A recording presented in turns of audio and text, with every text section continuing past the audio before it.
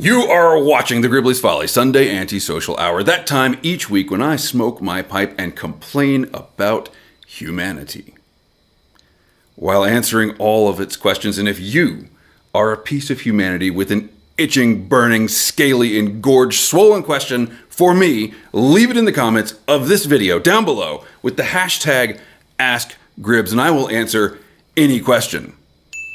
It is Sunday, September 14th, 2025, but this is past Gribbs. I'm recording this Friday night. Who knows what's going to happen tomorrow? This might be all out of date by the time you see the video, but the most important thing we're going to discuss is that I have a new pipe. Tonight I will be smoking my tried and true Beck's Old Limey Bastard English tobacco in this lovely pouch gifted to me by old friend of the channel, John Galdieri, and I'll be smoking it in a brand new Peterson spigot gifted to me. Y'all don't give me stuff.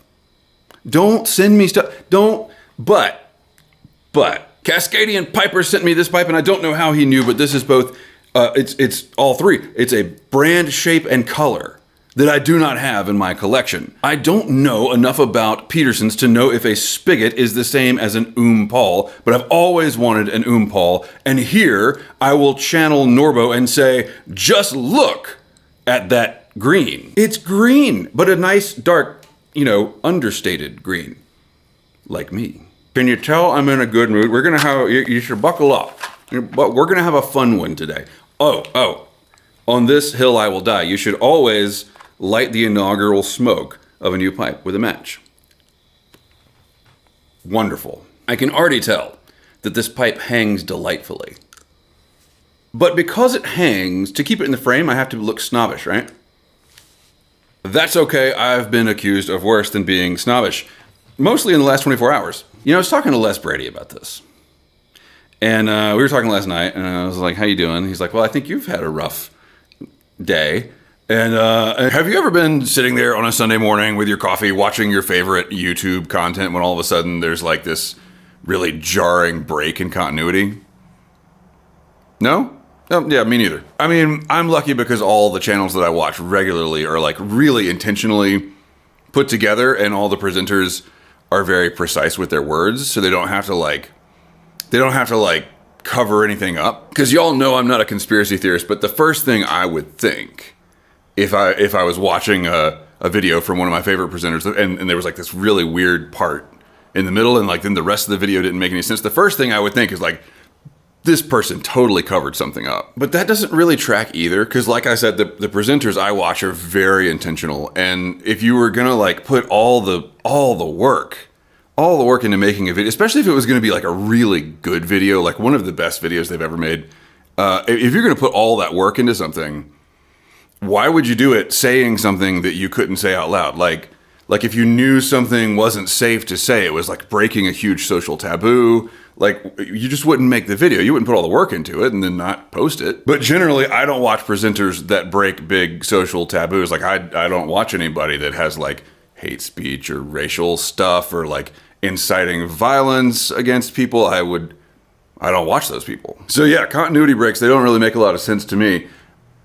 The only thing that would make sense is if they recorded a video and then like before they could even post it, things changed so drastically that whatever they said was now no longer safe to say. But things would have to change like overnight for that to happen. I don't know about everybody else, but like I record a lot of my Sunday antisocials on Friday night, and it would I can't imagine that like between Friday night and Sunday morning, it would become unsafe to speak freely. The only way things could change that fast would be like if there was a wide coordinated effort to create a new taboo overnight. Like if people were being encouraged to report each other to the government, for what they say.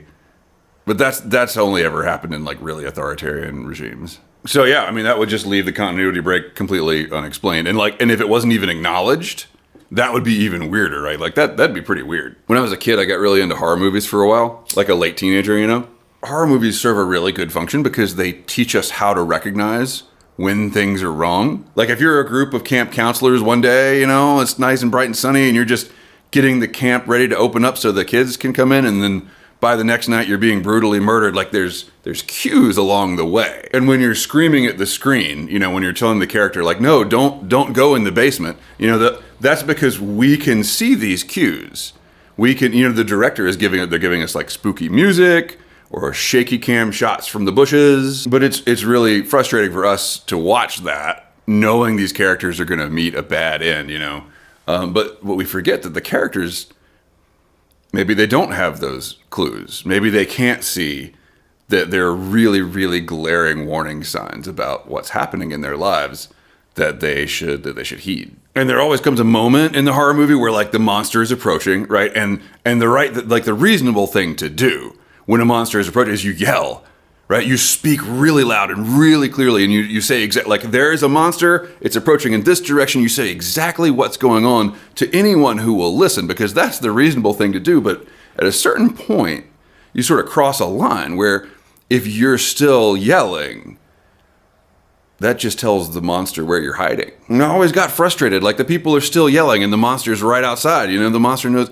But I'm realizing, now these days now that I'm older, realize, that the characters didn't know. They didn't know when they had crossed that line.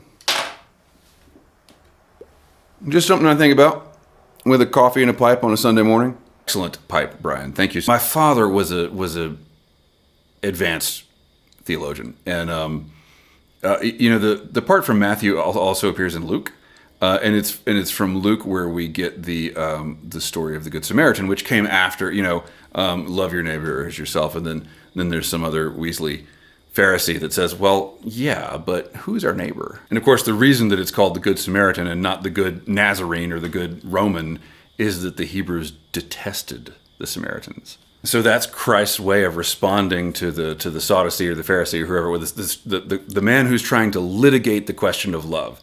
Christ's way of responding is to force that man. When he says, well, who was the man's neighbor? Well, he's forced to answer the Samaritan, and Jesus just says, yeah, go and do likewise. It's so beautiful. I don't give a shit who you hate. I don't give a shit what they did. Go and do likewise. And I was driving home the other day, and I got behind this truck with like a handmade bumper sticker on it. It was actually in two parts, hand-drawn bumper stickers. Love all, fear none. It's not going to compete with keep the ends out for the ties that bind, because that encompasses a lot too, But it's close. Keep the ends out for the ties that bind.